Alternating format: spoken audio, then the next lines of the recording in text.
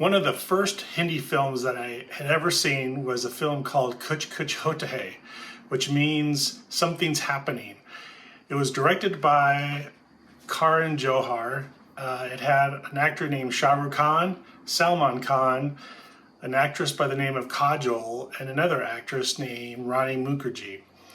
I remember seeing this film for the first time, and it was amazing. It ended up, as I found out later on, it was a huge blockbuster classic, and everybody in India knows this film.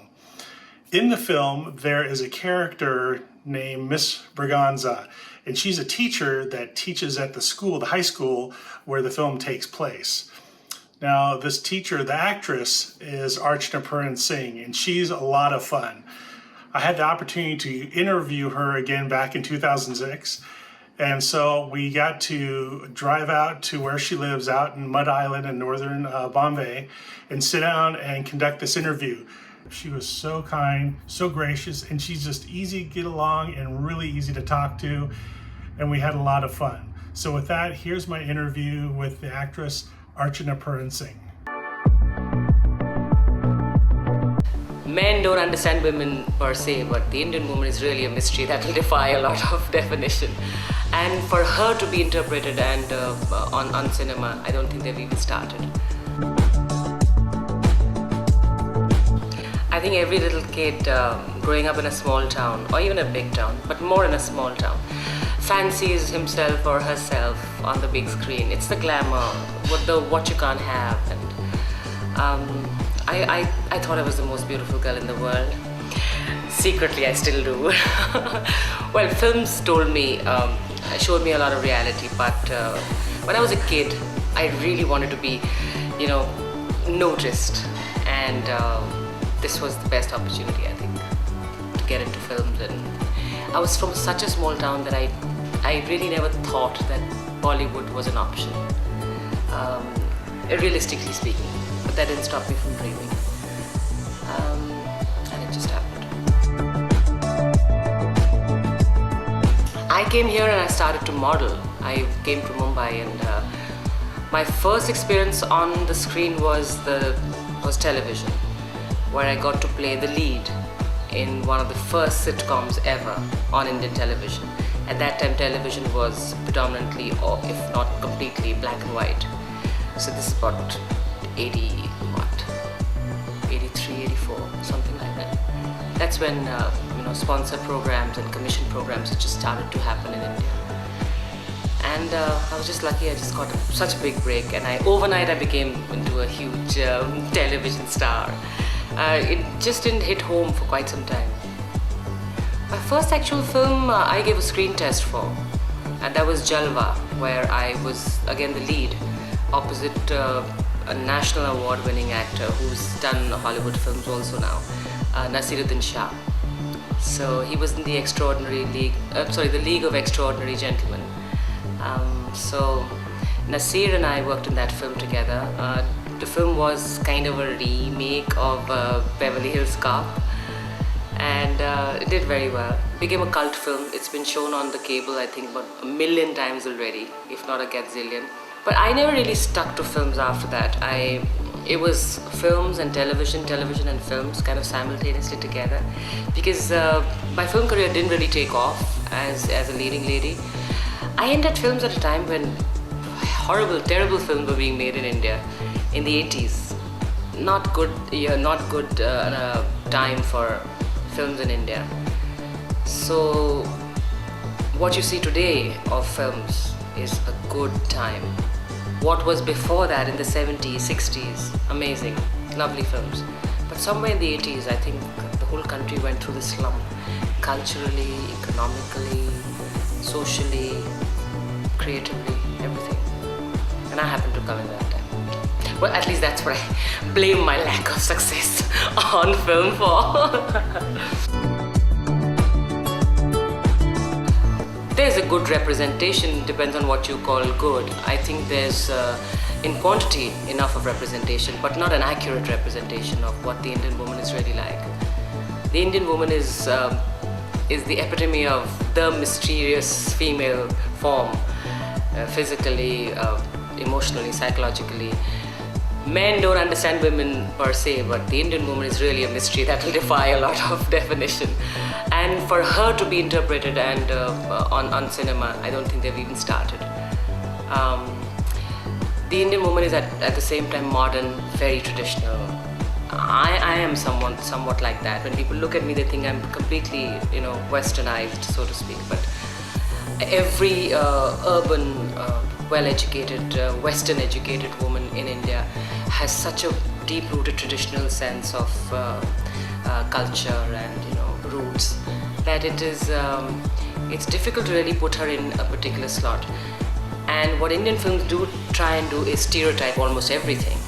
So what happens is that even the urban woman is then stereotyped to be the smoking, drinking, mini-clad woman, and the rural or the traditional one is the bindi, and neither of which are true.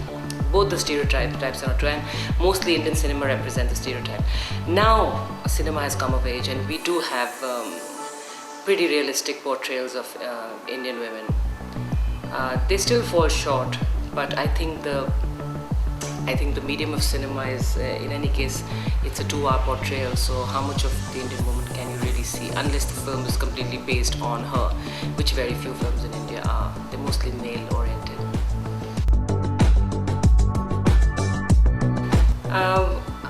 I would say that in the 60s, 70s, women were projected and portrayed pretty well.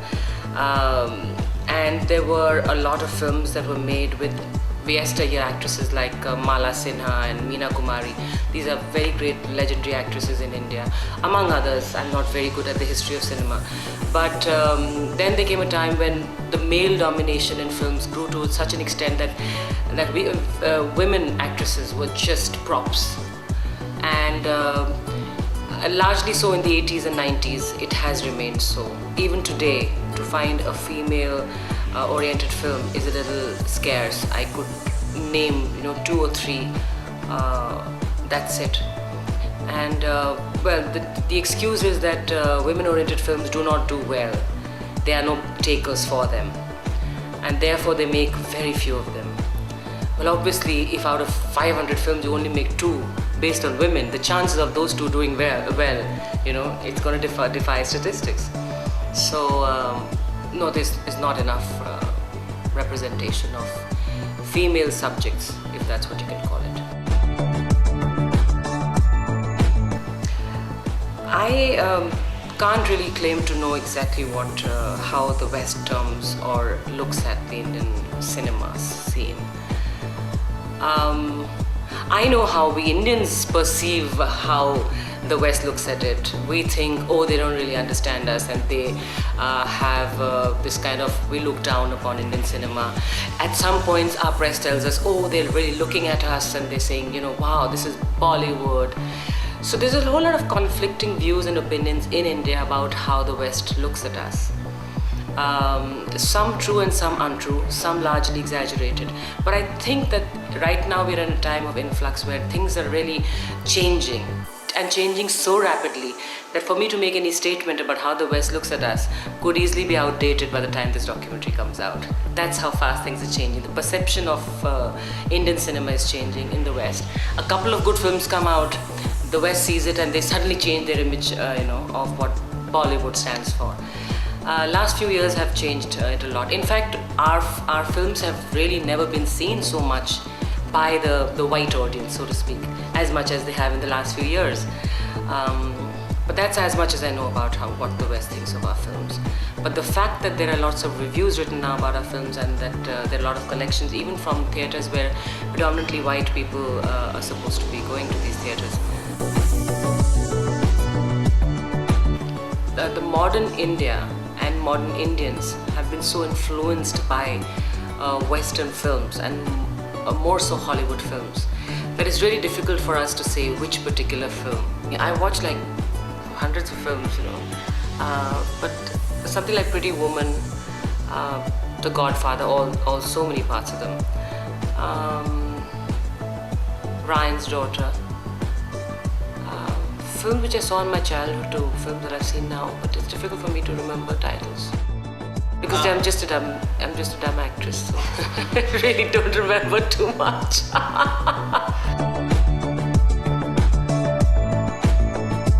There's a film that was made, I think it was a black and white film, Mother India, where Nargis was the leading lady. And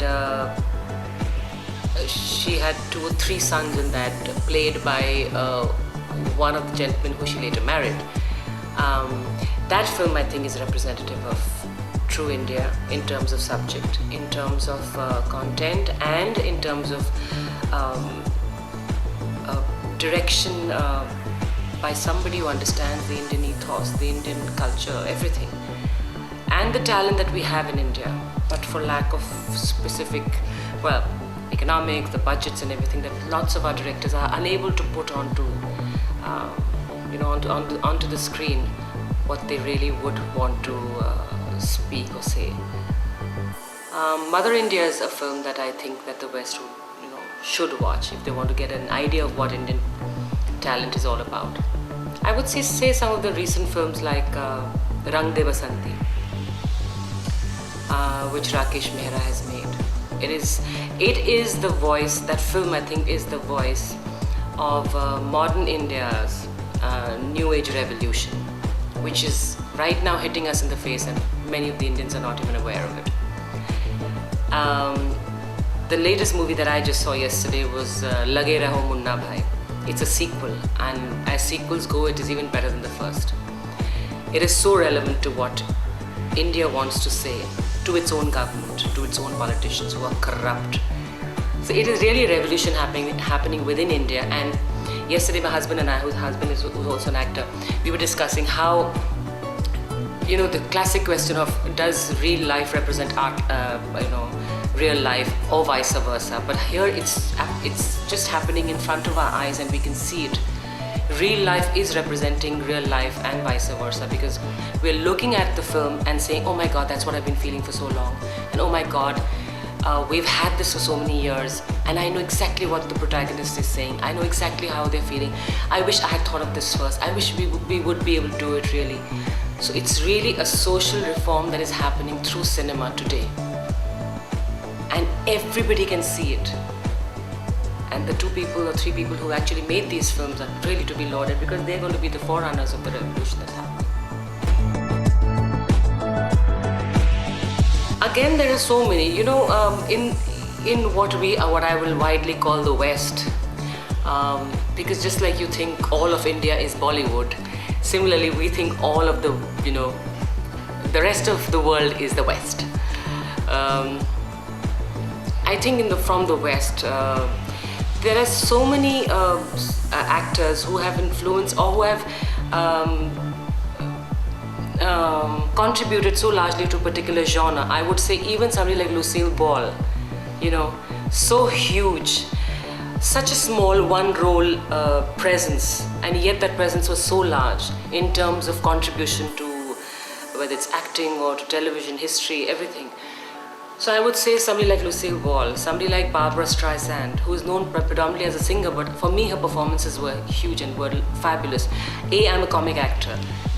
I do mostly comic stuff here in my country. So for me to see that genre is always more interesting, because I don't have anybody over here that I can really emulate. There are not many comic female actors in India, which is not bad for me. I don't know what is missing in society in the West, that they are somehow, gravitating towards our films. It's a slightly controversial statement that I'm making, but I'm aware of it while I'm speaking. That there is something in our films which is inherently embarrassing to the well-educated Indian, It is fantasy, and at such a ridiculous and ludicrous level sometimes, that it's really embarrassing for us to watch. Yet our good films, something that we really do enjoy, there's so much disparity in India, there's so much of a difference of culture, tradition, language, caste, everything. So not every film can appeal to me, and the film that appeals to me will not appeal to people who are, in the village and things like that. So there are so many kinds of films that are made. I would not want the West, so to speak again, to watch all of them, because some of them really are sub-intelligence level. They really make no sense. And they only make sense to people who have watched this trash again and again and again and again. So they now in a loop of it, and they can understand, okay, it's almost like, you know, if you've seen that first, the first one, this 550th one is much the same, but they just like to see the same thing, just like a child loves to hear the same story again and again with different words. Having said that, I'm not trying to pull our films down. I'm very much part of this industry, very proud of it, because in this diversity, there is so much richness and so much of culture and a wealth of talent. But it is not, it's a little frayed and a little spread out. In the hundreds of filmmakers that we have, the 10 or 20 or 30 of them are so supremely talented, and the others are waiting in the sidelines, so to speak. Of all these hundreds, I would like the West definitely to watch these 10, 20, 30 filmmakers who are really, really talented and who are capable of and are making world-class cinema. But having said world-class, our world-class cinema will be so different from what the West is making, because our culture and tradition is so deeply seeped in all of us that we just can't escape it. And whenever we try to, we kind of really flop, because it's just that we are Indian and we think that way. And which is why educated, so-called Western kind of looking woman like me will still be a very traditional mother, and so that's who we are. What the West is probably seeking when they look at our films is what they're trying to escape in their own society or social whatever, you know, and is reality. Our films are fantastic. They are fantasy. And that is what they offer to anybody who watches it. Fantasy, but like I said, the good filmmakers make that fantasy so beautiful and so well and so believable that any intelligent mind would also like to believe it for a moment. That the ideal world. In India, we have this thing of good versus evil, and good will always win. Whereas in the West, you will have very realistic films, but good doesn't win, like we all know. But we don't want to believe. So that's what India is, you know. This very strong belief in that good will win over evil. All our mythologies, everything is based on that. So as Indians, we believe that, and I think that our films represent that idealism, that little childlike belief that everything will be, you know, this whole yoga, this Ayurveda, we have this philosophy which is very traditional and deep-rooted and deep-seated. And that philosophy says very trite sounding things like good versus evil, good will always win, good things happen to good people, and it's not just said, we really believe it. And if something bad happens, then it's always for the better, something bigger could have happened to you. Our films are very much representative of that philosophy. Very simple, childlike also, and not very complicated to understand. So the West would probably look at these films and look at them as an escape from what real humdrum, serious, not so happy lives and reality. And at the same time, I think it's entertaining. It's entertainment without any pressure of having to understand or to analyze. Our films are fairly simple. Boy meets girl, girl runs away, boy cries, or girl, you know, it's very simple. But nowadays we're doing the same thing much more beautifully and much more intelligently, and we have some great filmmakers like Karin, Johar and Aditya, Chopra and Rakeysh, Mehra, and now Raju, Hirani, who's made MUNNA. They're making some amazing films, which I think globally, Sanjay, Leela, Bhansali, and I think they are the new voice of India. I think they represent what India is is wanting to speak. India as an entity, and films are a huge representative of what Indians are, because our lives revolve around our films, because we have no other avenue of entertainment, which is why our industry is so large and so meaningful. Much more meaning to Indian cinema for us Indians than the West could ever fathom. A film for us is not just a film. It's a family occasion. It's going out, getting together, which is why the average Indian wants 3 hours. Otherwise, he's not satisfied, because he's paid very hard-earned money, economically deprived, people want their value for money. So an hour and a half is not enough. He's had to trek by 3 buses, change 3 buses, a train, and having to reach that theatre. So Indian films are very meaningful for us, and of those films, not all, but I think about a good 20% are real meaningful films, which would have a lot of meaning for the average Westerner who would see it, and would give them, I think, a good indication of the kind of color and the variety that India has. There's a mystery to India which can only be half discovered by watching our films. The rest has to be discovered here by coming to the country. I was just talking to my husband just yesterday about this. The one film that I'm really proud of, the one DVD that I want to have in my house is The Gold Bracelet, which has just been doing the rounds of the film festivals in the West, I believe in America. And I've always played these very light, bubbly comic characters. Haven't fought the stereotype because it's easier to be stereotyped than to be out of the industry.